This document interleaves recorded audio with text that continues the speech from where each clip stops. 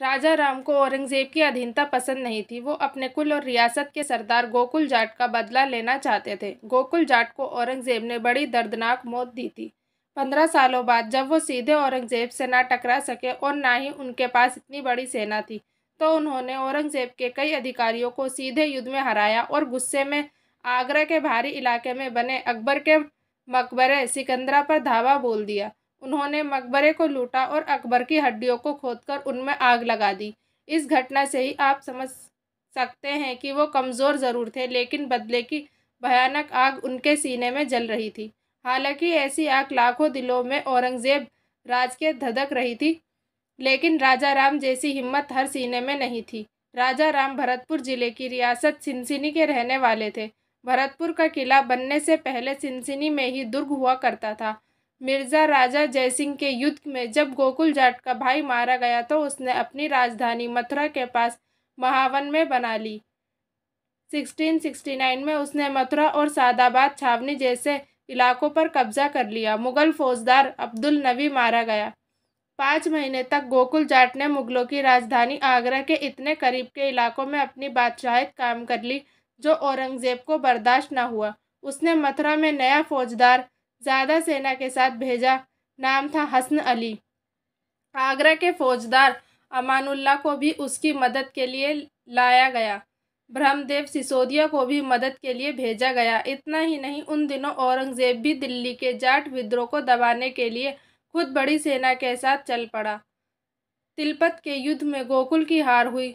वो बंदी बना लिए गए। 1 जनवरी 1670 को आगरा कोतवाली में गोकुल जाट और उदय सिंह को फांसी पर लटका दिया गया। आगरा और उसके आसपास का इलाका यानी मथुरा, हाथरस, भरतपुर आदि जाट बाहुल्य है। उस वक्त वो खून की घूंट पीकर रह गए, लेकिन भूले नहीं। इंतजार था ऐसे चेहरे का जिसमें मुगल सल्तनत के आगे खड़ा होने की हिम्मत हो।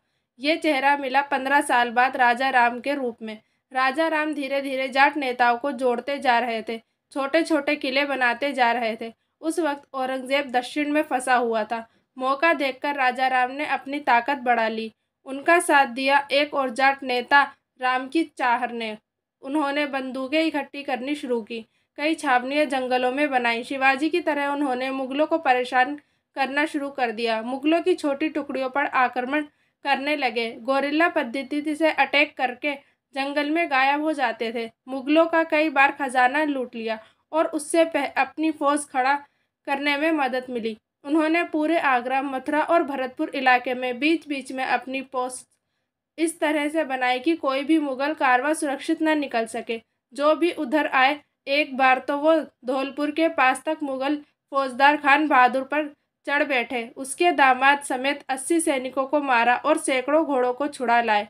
दक्षिण में फंसे औरंगजेब ने 1686 में जफर जंग कोकताश की अगुवाई में मुगल फौज जाटों को कुचलने के लिए भेजी, लेकिन जाटों ने उन्हें जबरदस्त शिकस्त दी।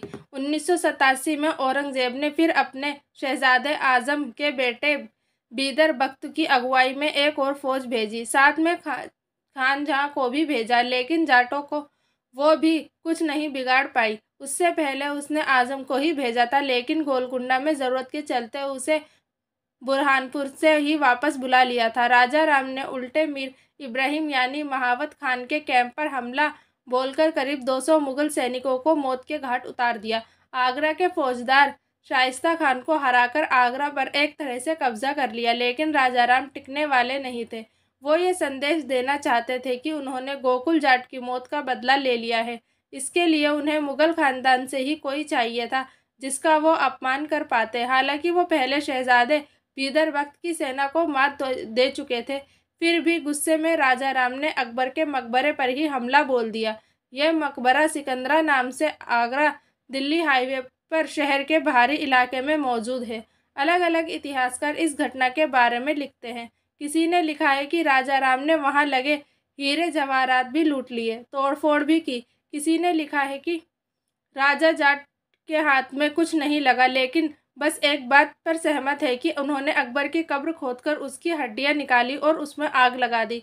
शायद हिंदुओं की तरह अंतिम संस्कार करके गुस्सा दिखाने का भाव रहा होगा। इस घटना के बाद औरंगजेब ने काबुल में मौजूद राजा राम सिंह को आगरा कूच करने का आदेश दिया। राजा राम की मौत के घाट उतारने के आदेश के साथ कैसी नियति थी। राम को उतारा राजा राम के खिलाफ, लेकिन भगवान राम भी ऐसा नहीं चाहते थे। मथुरा आने से पहले ही उसकी मौत हो गई। औरंगजेब फिर एक बार झुंझलाकर रह गया, लेकिन वो इतना बड़ा अपमान सहन नहीं कर पा रहा था। इधर राजा राम ने एक गलती हो गई। वो चौहान और शेखावतों के युद्ध में कूद गए। चौहानों ने राजा राम से मदद मांगी और राजा राम शेखावतों के खिलाफ हो गए। मुगल उस वक्त मौका देख रहे थे। राजा राम के हाथों हारे हुए आजम के बेटे बीदर बख्त ने बूंदी के राव राजा अनिरुद्ध सिंह और महाराव किशोर सिंह हाडा के साथ शेखावतों से हाथ मिला लिया। बीजल के युद्ध में अनिरुद्ध सिंह तो हताश होकर मैदान छोड़ने की तैयारी करने लगा।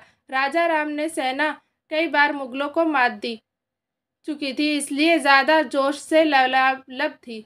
लेकिन एक पेड़ के पीछे एक मुगल सैनिक ने एक गोली चलाई जो सीधे राजा राम के सीने में उतर गई। मुगलों ने ज़्यादातर युद्ध ऐसे ही जीते थे। कभी हेमू विक्रमादित्य के आंखों में तीर लगा तो कभी चित्तौड़ के किलेदार जयमल के अचानक गोली लग गई। मुगल छुपकर वार करने के ऐसे पैतरे अजय भारतीय राजाओं के खिलाफ अक्सर अपनाते थे। ये 4 जुलाई 1688 की बात है। राजा राम की मौत हो गई। उनके सिर को काटकर दक्षिण में औरंगजेब के पास भेजा गया।